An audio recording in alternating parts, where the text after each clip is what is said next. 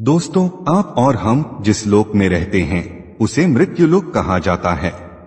मृत्यु लोक से मृत व्यक्ति के शव को विदा करने के कुछ नियम बनाए गए हैं, जिसपे विज्ञान की भी अपनी राय है, वो भी इस वीडियो में देखेंगे। मृत्युलोक अर्थात मृत्यु का संसार। इस लोक में जन्म लेने वाले हर जीव जंतुओं को एक समय के बाद यह लोक छोड़ना ही पड़ता है। उनकी मृत्यु जन्म लेने के साथ ही निश्चित हो जाती है। यही पृथ्वी लोक का सबसे बड़ा सत्य है। प्राणी की आयु क्षण प्रतिक्षण घटती रहती है, लेकिन कितनी बड़ी विडंबना है कि मनुष्य इस सत्य को जानकर भी महसूस नहीं कर पाता। हर व्यक्ति को कल आने की उम्मीद बनी रहती है। बहरहाल हिंदू धर्म में व्यक्ति की मृत्यु के बाद शव का दाह संस्कार किया जाता है। और अगर आपने गौर किया हो कि अगर किसी व्यक्ति की मृत्यु सूर्यास्त के बाद होती है तो उसके परिजन रात बीतने का इंतजार करते हैं और अगले दिन जाकर ही शव को जलाया जाता है। और यदि शव को रात भर रखना ही पड़ा, उस दौरान जानकार लोग शव को अकेले नहीं छोड़ते, बल्कि कोई न कोई व्यक्ति शव के पास पूरी रात भर रहता है और सुबह दाह संस्कार पूर्ण होने तक वह शव की देखभाल में ही रहता है। दोस्तों, क्या आपको पता है कि शव रात भर अकेला क्यों नहीं छोड़ा जाता? अगर आपको इसका स्पष्ट उत्तर नहीं पता है तो आप इस वीडियो को अंत तक जरूर देखिए। इस वीडियो में मैं आपको विस्तार पूर्वक इस बात का उत्तर दूंगा और पुराणों में शव को अकेला न छोड़ने के पीछे क्या कारण बताए गए हैं वह भी बताऊंगा। दोस्तों, गरुड़ पुराण में इस बात का बहुत विस्तार से वर्णन किया गया है कि मृत्यु के बाद आत्मा की क्या गति होती है। आत्मा कितने दिनों तक अपने छूटे हुए घर में और इस संसार में विचरण करती रहती है, किन सगे संबंधियों के पास जाती है और वह उनसे क्या उम्मीद करती है। यह सब हम किसी और वीडियो में जानेंगे, लेकिन इस वीडियो में हम गरुड़ पुराण के बताए अनुसार मृत्यु के बाद शव को अकेला न छोड़े जाने के कारणों को जानेंगे। आगे बढ़ने से पहले आप सबसे प्रार्थना है कि अगर आपने हमारे चैनल को सब्सक्राइब ना किया हो तो कर लीजिए। दोस्तों, आइए संक्षेप में पहले हम यह जान लेते हैं कि किन परिस्थितियों में शव का दाह संस्कार नहीं करना चाहिए। गरुड़ पुराण में इस बात का भी स्पष्ट वर्णन है कि इन 3 स्थितियों में शव का दाह संस्कार उचित समय के लिए टाल देना चाहिए। पहली परिस्थिति में यदि व्यक्ति की मृत्यु सूर्यास्त के बाद होती है तो शव को रात भर घर में ही रखना चाहिए और अगले दिन सूर्योदय के बाद ही शव का दाह संस्कार किया जाना चाहिए, अन्यथा आत्मा को सद्गति प्राप्त नहीं होती। दूसरी परिस्थिति, यदि किसी व्यक्ति की मृत्यु पाचक काल में हुई है तो पाचक काल खत्म होने के बाद ही शव का दाह संस्कार होना चाहिए, क्योंकि गरुड़ पुराण सहित कई धर्म ग्रंथों में यह कहा गया है कि यदि किसी व्यक्ति की मृत्यु पाचक काल में होती है तो उस व्यक्ति के घर परिवार कुल खानदान में 5 अन्य लोगों की भी मृत्यु हो सकती है। इसलिए दोस्तों, आपने देखा होगा कि धर्मशास्त्र के ज्ञानी लोग इस समस्या के समाधान के रूप में आटे, बेसन या कुशा अर्थात पवित्र सूखी घास से 5 पुतले बनाते हैं और इसे शव के साथ ही अर्थी पर रखकर इनका भी शव की तरह ही पूरे विधि विधान से पाचक काल के खत्म होने के बाद अंतिम संस्कार कर देते हैं। इससे पाचक दोष भी खत्म हो जाता है। पाचक काल में अंतिम संस्कार किए जाने से आत्मा को मोक्ष की प्राप्ति नहीं हो सकती। और तीसरी परिस्थिति में शव का अंतिम संस्कार तब नहीं करना चाहिए जब मृत व्यक्ति का पुत्र मुखाग्नि देने के लिए उपस्थित ना हो और वो यात्रा करके पहुंचने वाला ही हो, क्योंकि पुराणों में इस बात को बहुत ही महत्व दिया गया है कि मुखाग्नि यदि पुत्र के हाथों से होती है तो आत्मा को सद्गति प्राप्त होती है। दोस्तों, अब बिना देर किए हुए आइए जानते हैं कि मृत्यु के बाद शव को अकेला क्यों नहीं छोड़ना चाहिए। इसके पीछे क्या मान्यताएं और वैज्ञानिक तथ्य हैं। मृत्यु के बाद आत्मा घर में 13 दिन तक निवास करती है। गरुड़ पुराण में बताया गया है मृतक का शव पूजनीय हो जाता है ऐसे में दाह संस्कार के पहले शव को अकेला नहीं छोड़ा जाना चाहिए, अन्यथा यह आत्मा का अपमान होता है। गरुड़ पुराण में यह भी लिखा है कि यदि शव को चींटियां, कीड़े मकोड़े, कुत्ते, बिल्ली इत्यादि से हानि होती है, ऐसे ही कष्ट आत्माओं को यमलोक के मार्ग में भोगने पड़ते हैं। इसलिए परिवारजनों की यह जिम्मेदारी बनती है कि मृतक के शरीर की सुरक्षा करें। रात के समय तामसिक शक्तियां ज्यादा प्रबल होती हैं। जब शरीर से आत्मा निकल जाती है तो शरीर रिक्त हो जाता है। ऐसी स्थिति में यह शक्तियां उस शरीर को अपने वश में करने का प्रयास कर सकती हैं। इसकी संभावना खत्म करने के लिए किसी व्यक्ति का मृतक शरीर के पास होना जरूरी होता है। दोस्तों, अगर वैज्ञानिक कारण की बात करें तो विज्ञान यह कहता है, जिस क्षण आत्मा शरीर को छोड़कर अलग होती है उसी क्षण से शरीर का क्षय शुरू हो जाता है, जिससे मृत शरीर से दुर्गंध आने लगती है। इस दुर्गंध को कम करने के लिए और वातावरण धार्मिक रखने के उद्देश्य से मृत शरीर के आसपास अगरबत्ती, धूप, दीपक इत्यादि जलाए जाते हैं। ऐसा करने की जिम्मेदारी जो व्यक्ति शव की देखभाल करता है उसकी होती है। इस बात की भी संभावना है कि तंत्र मंत्र करने वाले व्यक्तियों से मृतक शरीर को नुकसान पहुंचाया जा सकता है, जिससे मृत आत्मा भी संकट में पड़ सकती है। इसलिए किसी भी तांत्रिक को मृत शरीर के आसपास नहीं आने देना चाहिए।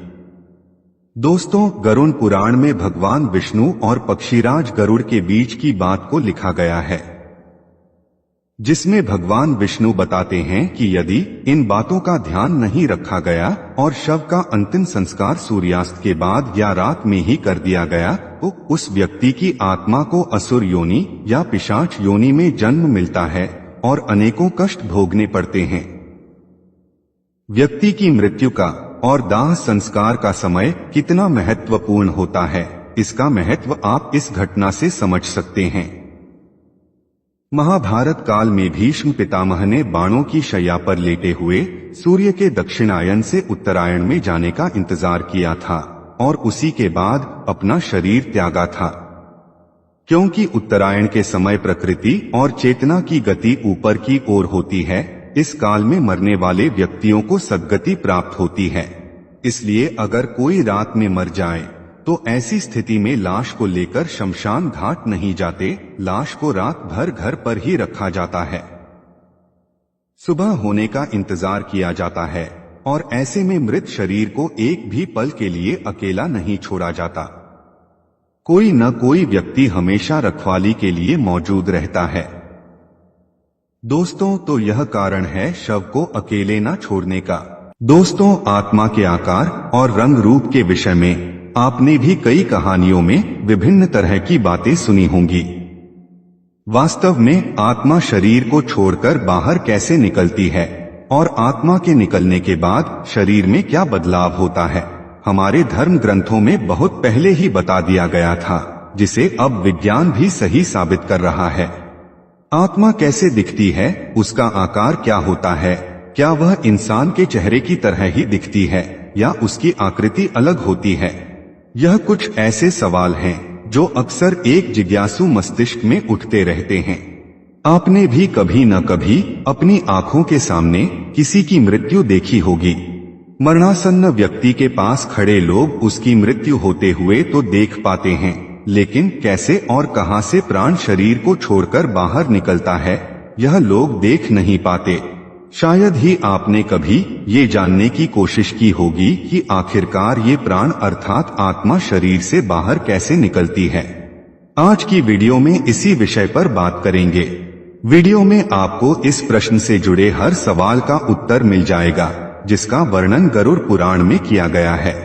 दोस्तों, मृत्युलोक माया का जंजाल है। यहाँ पर जो भी व्यक्ति जन्म लेता है, माया से वशीभूत होकर अपने आंख के सामने प्रत्यक्ष प्रमाण होते हुए भी बुद्धि का सही प्रयोग नहीं कर पाता। मृत्यु मनुष्य के जीवन का वो कड़वा सच है जिसे बड़े से बड़ा ज्ञानी भी स्वीकार नहीं करना चाहता, जबकि यह सर्वविदित है कि एक दिन सभी को इस लोक को छोड़कर जाना होगा। और जो मनुष्य इस सच को स्वीकार कर परमात्मा के मार्ग पर बढ़ जाता है उसका उद्धार होता है। आइए अब बिना देर किए हुए जानते हैं कि आत्मा शरीर से कैसे बाहर निकलती है और इसके पीछे की प्रक्रिया क्या है। गरुड़ पुराण के 9वें अध्याय में वैकुंठपति श्री नारायण ने इसका विस्तार से वर्णन किया है। मनुष्य के शरीर में 9 द्वार बताए गए हैं। आत्मा इनमें से किसी भी द्वार के रास्ते शरीर छोड़ती है। यह 9 द्वार हैं: व्यक्ति का मुंह, दोनों आंखों के छिद्र, दोनों कान के छिद्र, दोनों नाक के छिद्र, गुदा द्वार और मूत्र द्वार। व्यक्ति की आत्मा इनमें से किसी भी द्वार से निकल सकती है। यह व्यक्ति के कर्म निर्धारित करते हैं कि आत्मा किस द्वार से शरीर को छोड़ेगी। दोस्तों, पुण्य आत्मा के प्राण शरीर के ऊपरी द्वार से निकलते हैं। ऊपरी द्वार का अर्थ है व्यक्ति का मुंह, दोनों आंख, दोनों नाक और दोनों कान। ये 7 ऐसे द्वार बताए गए हैं जिनमें से किसी एक द्वार से पुण्य आत्मा के प्राण शरीर छोड़ते हैं, जबकि सिद्ध योगियों और ऋषि मुनियों के प्राण सर के ऊपरी हिस्से अर्थात तालू से निकलते हैं। आत्मा के शरीर छोड़ने से पहले व्यक्ति की प्राणवायु अपान वायु से अलग हो जाती है और धीरे धीरे यही प्राणवायु पूरे शरीर से प्राण को खींचकर किसी एक स्थान पर स्थापित हो जाती है।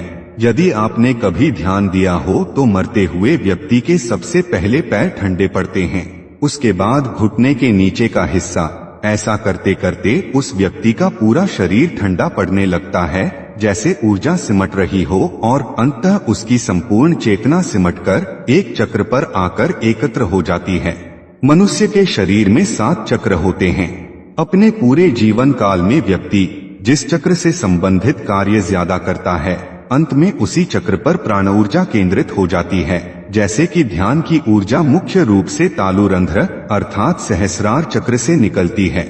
इसके विपरीत जो लोग अपनी पूरी जिंदगी ध्यान से दूर रहे हैं और जिन्होंने अपना संपूर्ण जीवन खान पान और सांसारिक भोग में ही बिता दिया हो, ऐसे व्यक्तियों की प्राण ऊर्जा पूरे शरीर से खत्म होकर मणिपुर चक्र पर केंद्रित हो जाती है। वहीं ऐसे मनुष्य जिन्होंने अपने पूरे जीवन में केवल संभोग के बारे में ही सोचा है और ऐसी ही क्रियाओं में लिप्त रहे हैं, ऐसे मनुष्य की ऊर्जा मूलाधार चक्र पर केंद्रित होकर अंत में शरीर के निचले द्वार से बाहर निकलती है। इसी के साथ जिन मनुष्यों को संपूर्ण जीवन ज्ञान के इर्द गिर्द बीता हो, ऐसे मनुष्यों की ऊर्जा कंठ चक्र अर्थात विशुद्ध चक्र पर केंद्रित हो जाती है और अंत में शरीर के ऊपरी द्वार से निकलती है। जो मनुष्य अंतिम समय में अपने इष्ट या गुरु को याद करते हुए शरीर छोड़ते हैं, उनकी प्राण ऊर्जा आंखों से निकलती है। ऐसे मनुष्य जिनकी ऊर्जा सहस्त्रार चक्र से निकलती है बहुत ही भाग्यशाली होते हैं, क्योंकि शरीर त्यागने का सबसे सर्वोत्तम मार्ग सहस्त्रार चक्र से निकलने वाली आत्मा को सीधे मोक्ष की प्राप्ति होती है। दोस्तों, प्राण निकलने के संदर्भ में और भी बहुत सी बातों का वर्णन गरुड़ पुराण में मिलता है, जिसके अनुसार प्राण त्यागने के समय मनुष्य को अन्न और जल का त्याग करना चाहिए और यदि संभव हो तो उसे आतुर संन्यास लेना चाहिए। आतुर संन्यास का अर्थ है एक ऐसा संन्यास जो सांसारिक जीवन से विरक्ति होने पर मानसिक रूप से तत्क्षण लिया जाता है। प्राण के गले तक आने पर जो मरणासन्न मनुष्य मैंने संन्यास ले लिया है ऐसा बोलता है, वह मृत्यु के बाद विष्णुलोक को प्राप्त होता है और ऐसे मनुष्य का जन्म दोबारा नहीं होता। जो व्यक्ति मृत्यु से पूर्व कथित सभी कार्य कर लेता है, मृत्यु के समय ऐसे व्यक्ति के प्राण ऊपर के छिद्रों से सुखपूर्वक निकलते हैं। साथ ही योगियों के संदर्भ में गरुड़ पुराण में बताया गया है कि योगियों के प्राण तालु रंध्र से निकलते हैं। गरुड़ पुराण में शरीर से ईश्वर रूपी प्राण वायु के निकलने के बाद उस शरीर की तुलना एक ऐसे वृक्ष से की है जिसका आधार न होने के कारण वह गिर गया हो। गरुड़ पुराण में यह स्पष्ट लिखा है कि प्राण से मुक्त होने के बाद शरीर तुरंत ही चेष्टा शून्य, घृणित, दुर्गंधयुक्त, स्पर्श न करने योग्य और सभी के लिए निंदित हो जाता है। मृत शरीर की 3 अवस्थाएं होती हैं, कीड़ा, विष्ठा और भस्म। इसे आप ऐसे समझ सकते हैं, मृत शरीर में कीड़े पड़ते हैं, वह मल के समान दुर्गंधयुक्त हो जाता है और अंतः चिता में जलकर भस्म हो जाता है। इसलिए क्षण भर में नष्ट होने वाले इस शरीर पर गर्व करना अनुचित है। मृत्यु के बाद पंचभूतों से निर्मित इस शरीर का पृथ्वी तत्व पृथ्वी में, जल तत्व जल में और बाकी तीनों तत्व वायु, अग्नि, अंतरिक्ष टूटकर विलय हो जाते हैं। परंतु सभी प्राणियों के शरीर में स्थित सर्वव्यापी शिव स्वरूप और जगत साक्षी आत्मा ही एकमात्र ऐसी है जो कि अजर अमर है, जिसका कोई अंत नहीं है, जो एक शरीर को त्याग कर दूसरे शरीर में प्रवेश कर लेती है। मृत व्यक्ति के शरीर से निकली आत्मा नए शरीर में प्रवेश करती है। गरुड़ पुराण में इस तथ्य को कुछ इस प्रकार समझाया गया है, जैसे एक घर के जल जाने पर उसमें रहने वाला व्यक्ति जाकर दूसरे नए घर में रहने लगता है। उसी प्रकार आत्मा भी पुराना शरीर छोड़कर नया शरीर ग्रहण कर लेती है। पुण्य आत्माओं को लेने स्वर्ग से देवदूत अपने विमान में आते हैं। धार्मिक और बुद्धिमान लोगों को ये देवदूत जीवन काल में किए गए कृत्यों के आधार पर स्वर्ग ले जाते हैं, जहां देवी देवताओं द्वारा इनका स्वागत किया जाता है।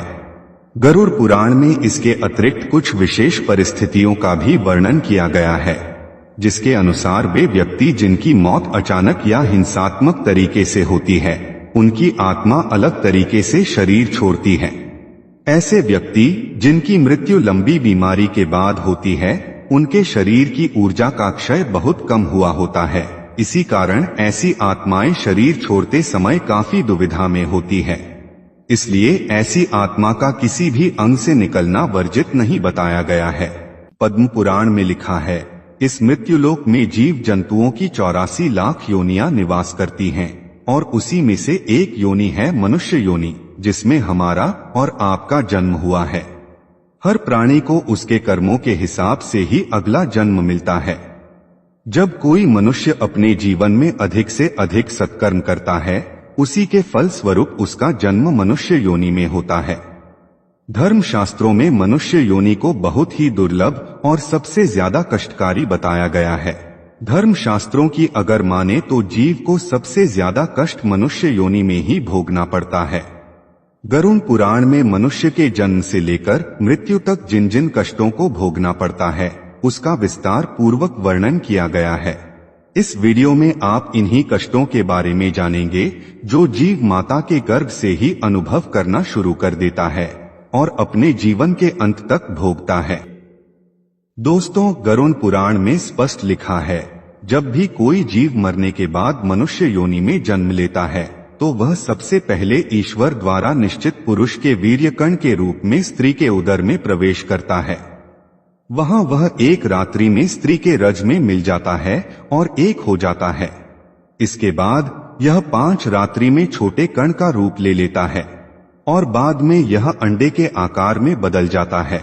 इसी तरह 1 महीने में उसके सर निकल आता है। 2 मास में हाथ, पांव आदि अंगों का निर्माण हो जाता है और 3 मास में नाखून, हड्डियां, त्वचा, स्त्री पुरुष के चिन्ह तथा अन्य छिद्रक उत्पन्न हो जाते हैं। चौथे महीने से उसमें मांस उत्पन्न होने लगता है। फिर 5वें महीने में गर्भ में पल रहे शिशु को भूख प्यास लगने लगती है। 6ठे मास से झिल्ली में लिपटा हुआ वह जीव माता की दाहिनी कोख में घूमने लगता है। उस समय माता के द्वारा ग्रहण किए हुए अन्न, जल आदि से उसकी भूख मिटती है। वह जीव विष्टा मूत्र के दुर्गंध युक्त गड्ढे रूपी गर्भाशय में सोता है। वह कोमल होता है। गर्भाशय के भूखे कीड़े उसके अंग बार बार काटते हैं, जिससे उसे अत्यधिक पीड़ा होती है। पीड़ा के कारण वह जीव बार बार अचेत हो जाता है। इतना ही नहीं, माता के खाए हुए कड़वे, तीखे, गरम, नमकीन, खट्टे आदि पदार्थों का स्पर्श होने से उसके सारे शरीर में कष्ट होने लगता है। वह जीव माता के गर्भाशय में झिल्ली से लिपटा और आंतों से घिरा रहता है। उसका सिर पीठ की ओर और पीठ तथा गर्दन कुंडलाकार रहती है। माता के गर्भ में मनुष्य पिंजरे में बंद पक्षी की भांति इस पराधीन स्थिति में अपने अंगों को हिलाने डुलाने में भी असमर्थ रहता है। इस अवस्था में उसे दिव्य शक्ति के द्वारा स्मरण शक्ति प्राप्त होती है, जिसके बाद उसे अपने पिछले जन्मों के कर्म याद आ जाते हैं। अपने पिछले जन्मों को याद करके वह बेचैन हो जाता है और उसका दम घुटने लगता है। फिर 7वां माह आरंभ होने पर उसमें ज्ञान शक्ति भी आने लगती है, जिसकी वजह से वह एक स्थान पर नहीं रहना चाहता। स्थूल शरीर में बंधा हुआ वह जीव अत्यंत भयभीत होकर दुख भरी वाणी से कृपा याचना करता हुआ हाथ जोड़कर उस प्रभु की स्तुति करता है जिसने उसे माता के गर्भ में डाला है। माता के गर्भ में उपस्थित जीव प्रभु से यही याचना करता है कि हे प्रभु, मैं बड़ा अधम हूँ, मैं बड़ा पापी हूँ, आपने मुझे जो यह गति दी है मैं इसी योग्य हूँ। इस तरह निरीह शब्दों से वह भगवान की बार बार प्रार्थना करता है और इस मृत्युलोक में न भेजने की याचना करता है। गरुड़ पुराण में बताया गया है कि देहधारी जीव दूसरी देह अर्थात मां के गर्भ के भीतर मल मूत्र और रुधिर के कुएं में गिरा रहता है। मां के पाचन रस की ऊष्मा से गर्भ में मौजूद जीव का शरीर अत्यंत संतप्त होता रहता है।